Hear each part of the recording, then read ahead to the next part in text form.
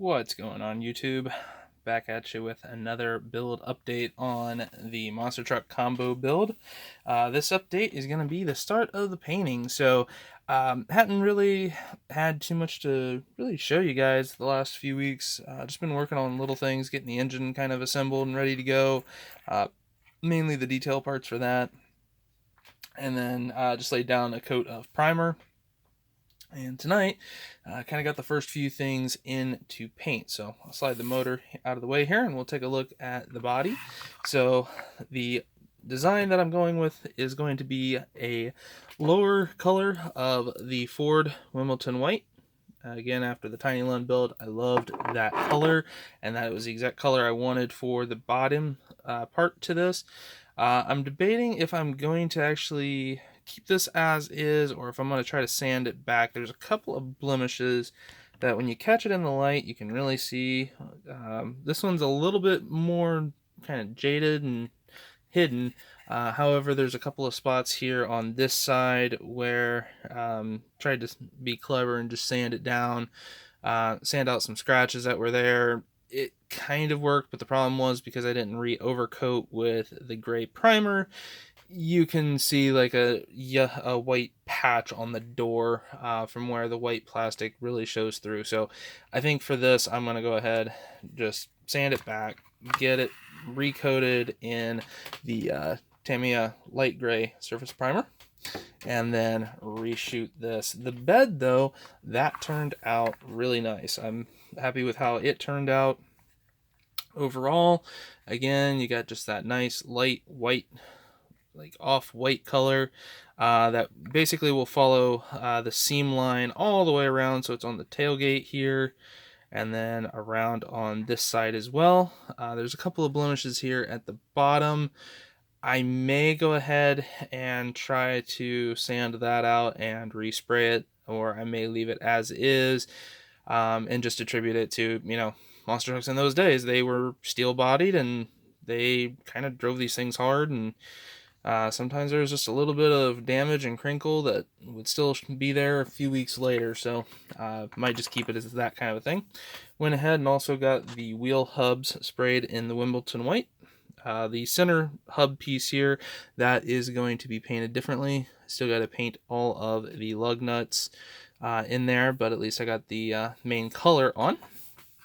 Sliding that to the back, slide that out of the way as well. I got the front grille, the center section here. In fact, I'll go ahead and unmask the one headlight here just to kind of give a view. So one thing about the box art that I really liked was the combination of kind of a matted metal color along with the chrome accent around the headlights. I loved the way that looked on the box, and so I wanted to go ahead and replicate that here. So what I've done is sprayed it with AK's Extreme Metals, the dark aluminum, or dark aluminum. So I'll go ahead and pull the other mask off, that way you can get the full effect here. So basically just following the trim line down the side there. So you can see once it goes on the front, it'll just kind of have that matted look. This section here will get sprayed black, and then the radiator will be detailed in to a gray color, that way you can see it through. I'm also planning on doing a lot of heavy wiring, like wiring the actual headlight bezels, things like that, just to really give the overall appearance of a completed truck when done. So there's that, and then as the engine that's getting dropped in this thing will be a Hemi, had to go with Hemi Orange. So just sprayed this neat over the plastic. The block itself, you might notice, is a dark color. That I did go ahead and shoot with the surface primer a couple of days ago, and then the oil pan, the cylinder heads, the lower cylinder heads there, those are just in the white plastic that they came in, so it kind of gives that multicolor effect, which a lot of engines really will have. With the different metals, the paint sticks to them in different ways, and so I really like that look. I am going to go ahead and once I've given this a couple of days to dry, hit it with some panel line accent to really bring out all the panels. and then start the process of getting this wired up and ready to drop into the front of the truck. So the big thing that'll go on the front of this will be a support mounting plate for it. Get that tested and fit, get that all snugged in. While I had the dark aluminum, goodness, on the go, went ahead and sprayed the roll bar, which has the mounts for the flags. So I'll grab my little flag that I had made the other night and just drop it in. And I'll go ahead and put it in the top here.